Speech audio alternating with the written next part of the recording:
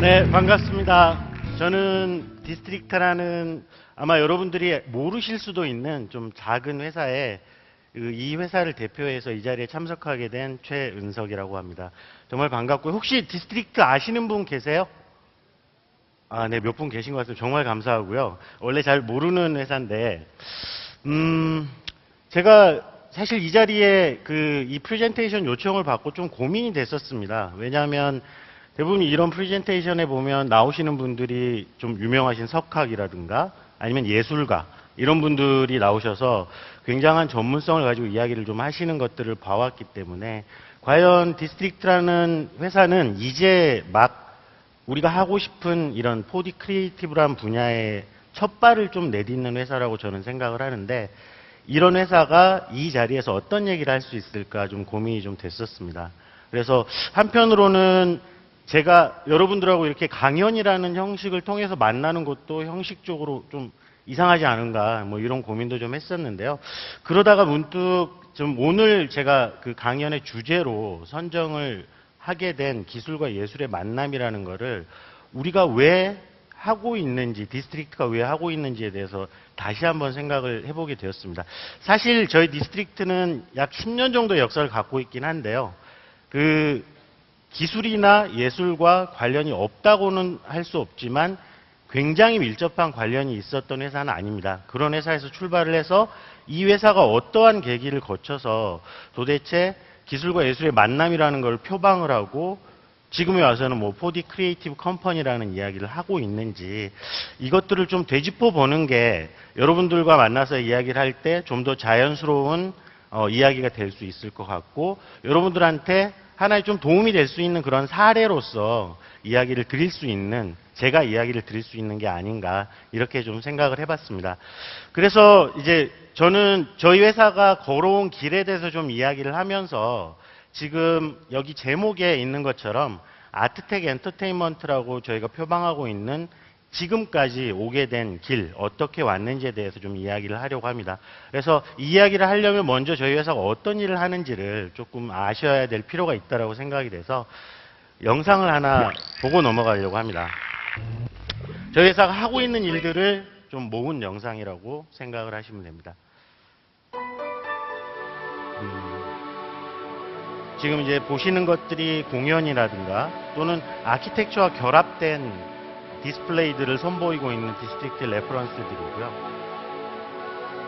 이 홀로그램 공연이라든가 다른 한국의 전통 공연들과도 많은 결합에 대한 시도가 있었습니다. 상용화된 패션쇼라든가 런칭쇼들 이런 것들을 지금 보고 계시고 이 안에는 쇼도 있고 이벤트도 있고 미디어 아트도 있고 다양한 것들이 복합되어 있는 장르라고 생각을 해주실 수 있을 것 같고요.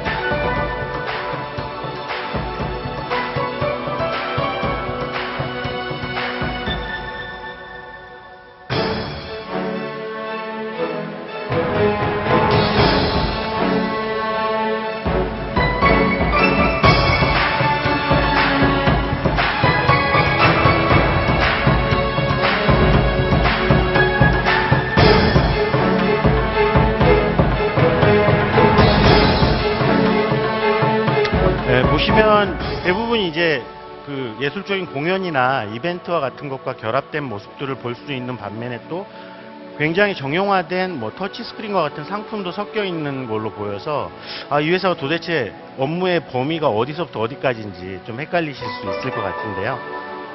차근차근 이야기를 해보도록 하겠습니다.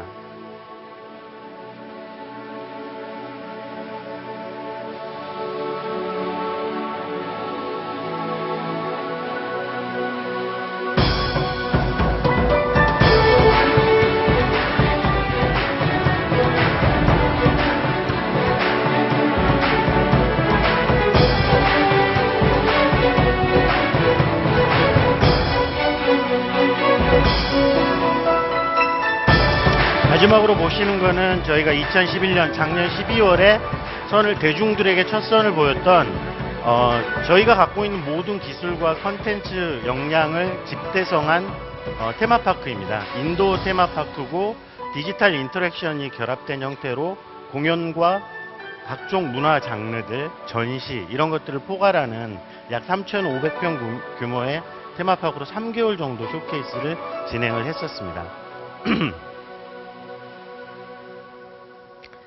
네, 이제 영상이 끝났는데요. 영상을 보시긴 했는데 뭔가 재밌는 것들이 나오긴 하는데 아직도 회사가 어떤 일을 하는 회사인지는 잘 모르시겠죠. 네, 제가 이 자리에 올라오신 분들이 왜 정면을 안 보시는가 했더니 빛이 너무 세네요, 앞에가. 그래서 정면을 볼 수가 없는 것 같아요. 네, 좀 마지막에 보셨던 라이브 파크를 제가 좀 소개를 하고 넘어갈까 합니다. 왜냐하면 저희가 지금까지 걸어왔던 길에 마지막 집대성된 버전이 작년 12월에 오픈했던 라이브 파크이기도 하고, 이게 저희가 이제 기술과 예술의 만남이라는 걸 표방했던 4D 아트파크라는 그 컨셉을 가지고 있기 때문입니다. 라이브 파크는 한마디로 좀 정의를 하면 4D 아트파크입니다. 즉, 그 4D 기술을 아트 요소와 결합을 한, 여기에는 물론 아트적인 요소뿐만 아니라 게임이라든가 3D, 홀로그램, 증강현실, 키네틱 아트라든가 각종 설치 아트와 같은 요소들까지도 포함이 되어 있습니다.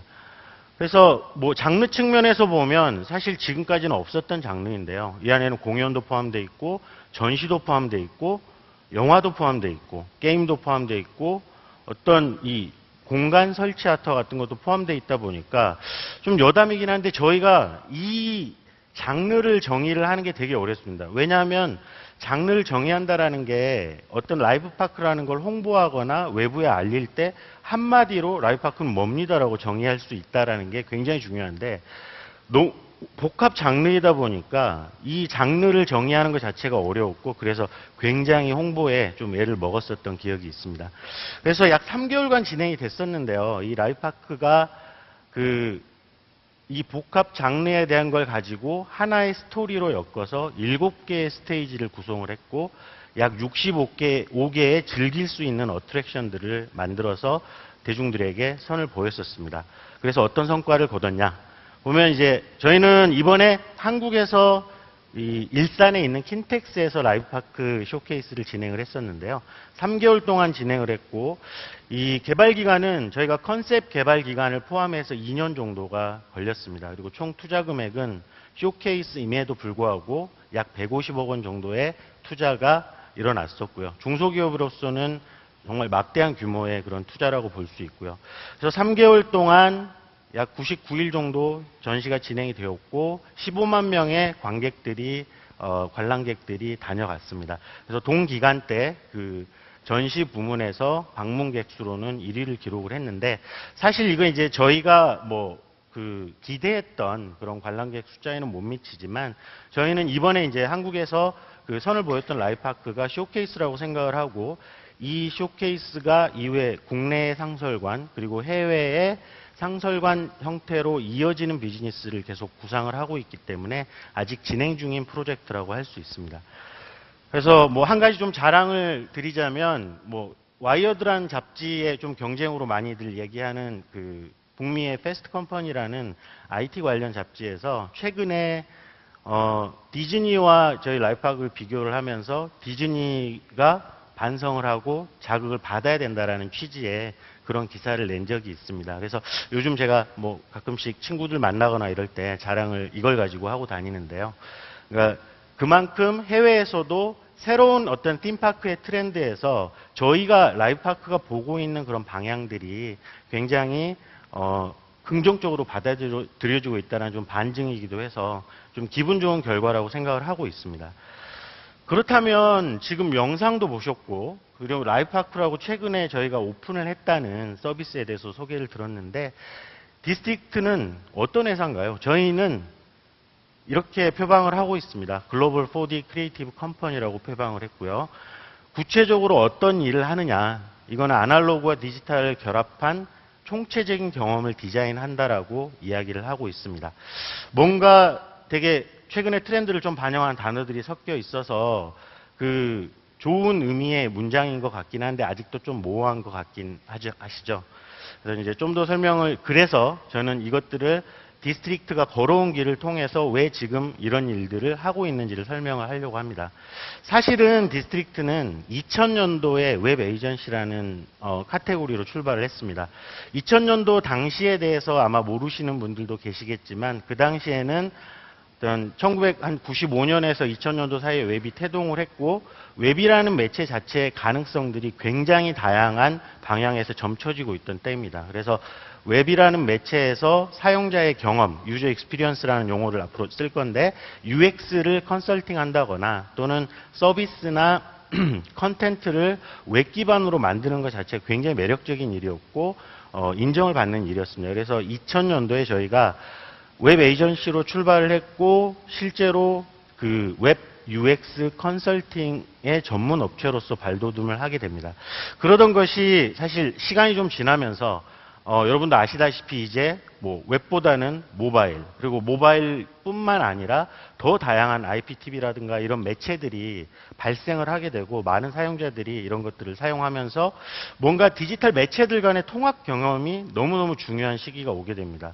저희는 그 시기를 2004년으로 생각을 했었는데요.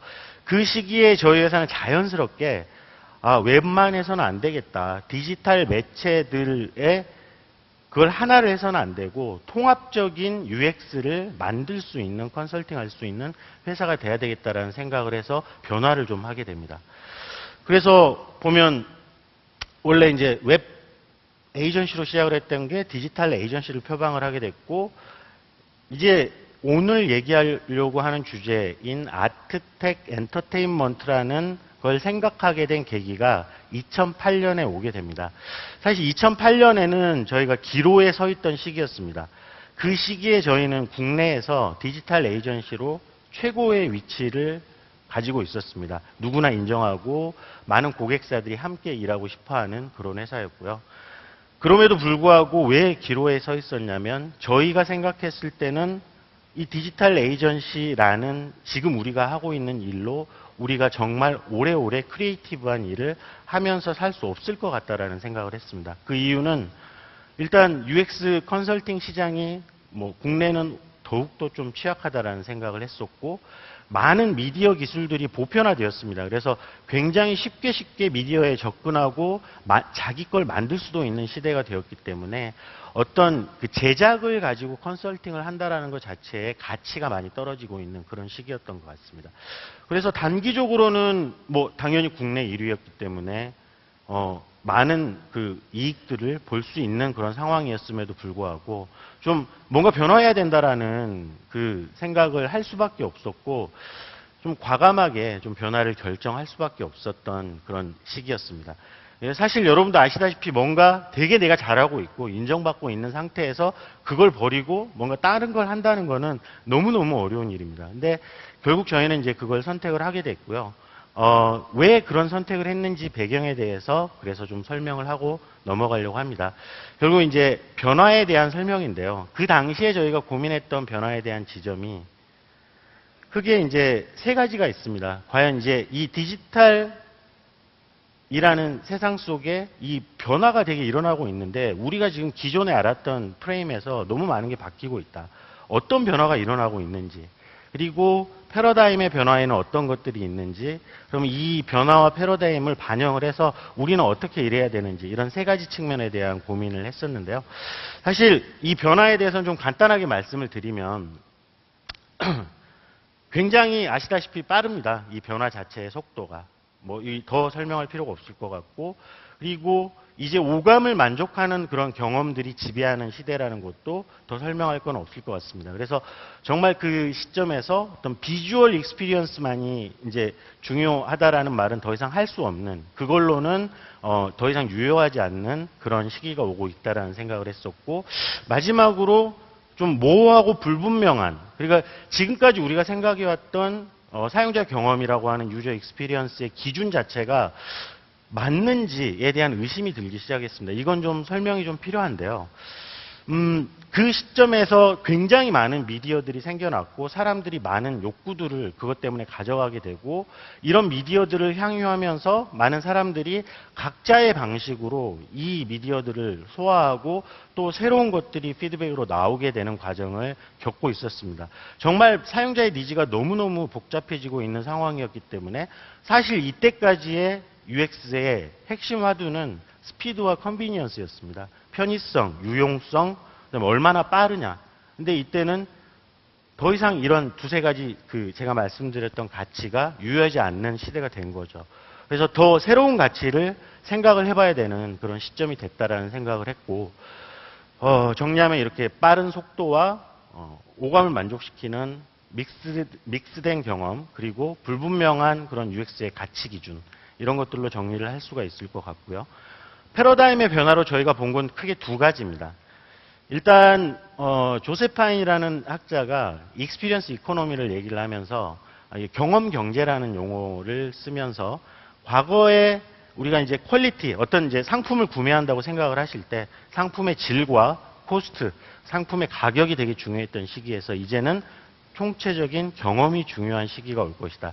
이 경험 경제의 시기는 IT 시대로 접어들면서 필연적으로 오게 되고, 경험 경제 시대에서 가장 중요한 거는 여기에 오센티시티라고 지금 표현되어 있는 진정성이라는 것, 그게 사용자에게 감동을 줄 수 있는 진정성을 만들 수 있냐 없냐가 되게 중요한 UX의 가치가 될 것이다라는 얘기를 한 적이 있습니다. 그리고 두 번째로는 사실 앞에 얘기와 좀 연결이 되는 건데, 경험 경제 시대에서 사람들이 하나하나 이게 하나하나 따로따로 그 분절된 경험이 아닌 전체적인 경험 환경이 중요하다고 하면 이제 그런 것들을 만드는 사람도 총체적 관점으로 접근을 해야 되지 않느냐. 그래서 홀리스틱 익스피리언스라는 그 총체적 경험이 중요한 시대가 되고 있다라는 생각을 했습니다. 이 얘기는 사실 저희 같은 집단, 크리에이티브 집단에게는 어떤 시사점을 주냐면, 그동안 사실 UX에 대한 컨설팅이라는 게 굉장히 논리적이고 문서적이고 뭔가 정형화된 테스트라든가 이런 그 방식으로 진행이 됐었다면, 이제는 그 범주를 벗어나서 하드웨어 영역인 디바이스나 인터페이스, 소프트웨어 영역인 뭐 서비스 컨텐츠, 그리고 이것들을 누리고 있는 주변 환경까지가 저희가 디자인하고 컨설팅하는 모든 영역에 포함이 돼야 된다는 의미입니다. 더욱더 어려워진 거죠, 환경 자체가. 그래서 이런 총체적 경험을 디자인할 수 있어야 되고, 총체적 경험의 핵심은 어센틱이다라는 결론을 좀 내릴 수가 있었는데요. 그래서 저희가 이때부터 그 과거의 UX 패러다임에서 새로운 UX는 좀 사람에 대한 진정한 이해를 바탕으로 총체적 경험을 디자인할 수 있어야 되고, 그 방법론으로는 진정성을 줄 수 있는, 사람들에게 감동을 줄 수 있는, 감동은 정말 해석하기에 따라서 여러 가지가 있겠지만 감동을 줄 수 있는 UX를 디자인하는 방법론을 만들어야 된다고 생각을 했습니다. 자, 이제 지금까지 좀 저희가 패러다임과 어떤 변화에 대한 인식을 좀 바탕으로 해서 어센틱 UX라는 거를 뽑아낸 과정을 좀 말씀을 드렸는데, 사실 이 개념 자체도 되게 추상적이기 때문에 저희가 지금 있는 디지털 영역에서 뿐만 아니라 어쩌면 되게 순수한 아날로그 영역에서도 일정 부분 적용될 수 있는 어떤 경험의 원칙이라고 생각은 됩니다. 저 중요한 거는 이런 어센틱 UX라는 걸 가지고 어떻게 접근을 할 것인가가 중요한 것 같고, 그거에 대해서 좀 말씀을 드리겠습니다. 사실 저희가 어센틱 UX, 홀리스틱 UX 디자인 이런 어떤 컨셉들을 뽑아냈는데, 이걸 접근하는 구체적인 방법이 기술적인 측면과 디자인적인 측면, 그리고 인간을 이해하는 휴먼 팩터, 그리고 네 번째로 비즈니스 모델, 그리고 비즈니스 상품을 만드는 비즈니스 팩터, 네 가지 측면에서 있을 수 있을 것 같은데요.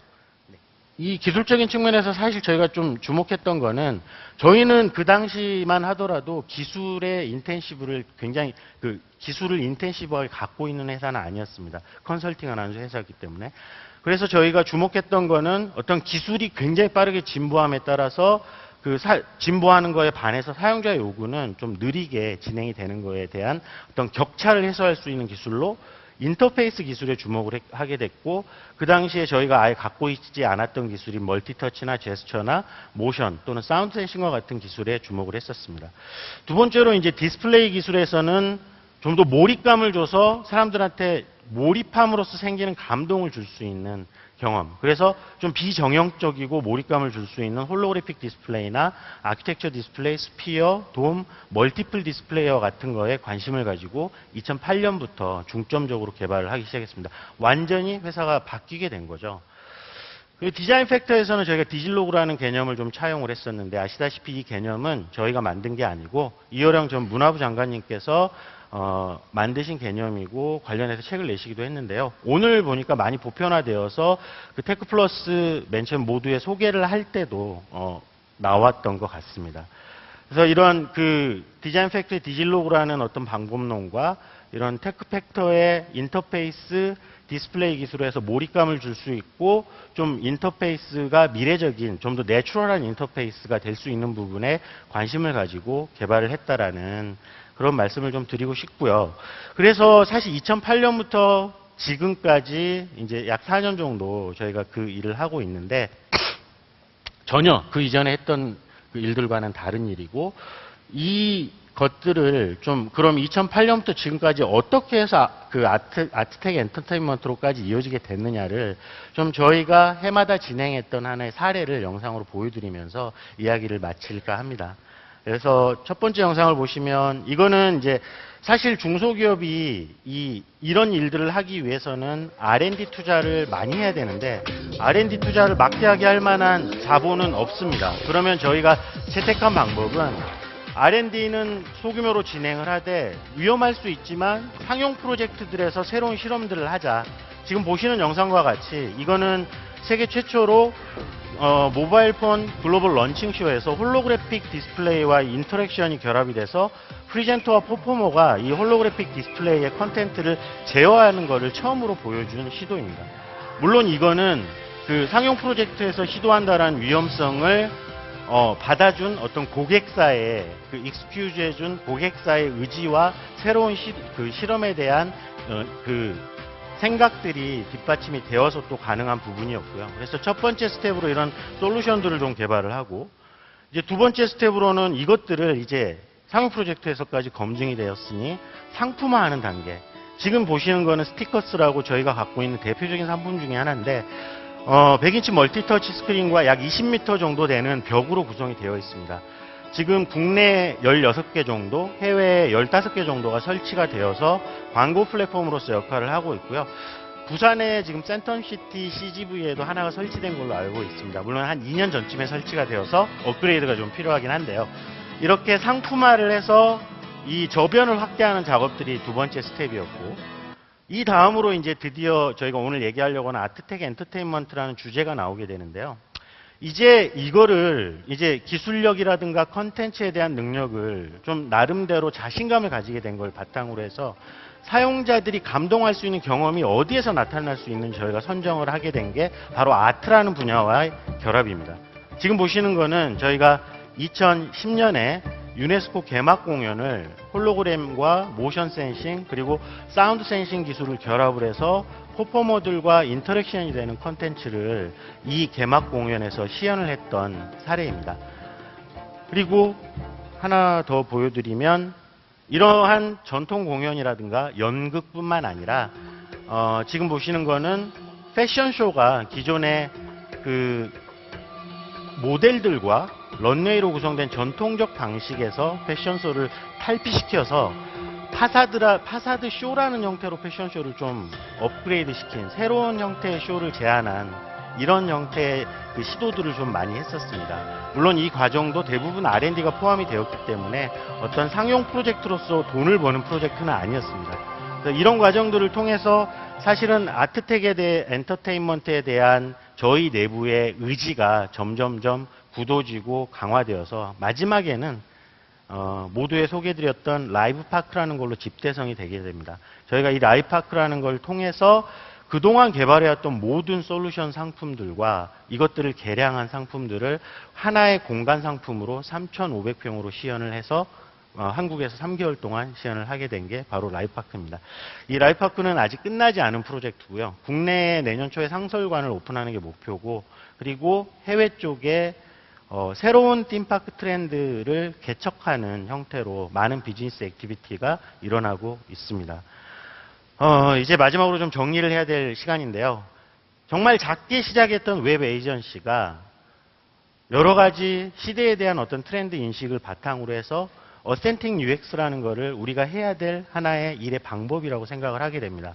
그래서 그 과정에서 우리가 뭔가 인터페이스적으로는 내추럴 인터페이스에 가까운 새로운 기술들을 새롭게 개발을 하고, 디스플레이도 몰입감을 줄 수 있는 디스플레이들을 새로 개발을 함으로써 나중에 결국 그거를 가장 대중들이 그 감동적인 경험으로 받아들일 수 있다고 생각했던 아트와 결합을 시킨 아트텍 엔터테인먼트로 발전을 시키게 됩니다.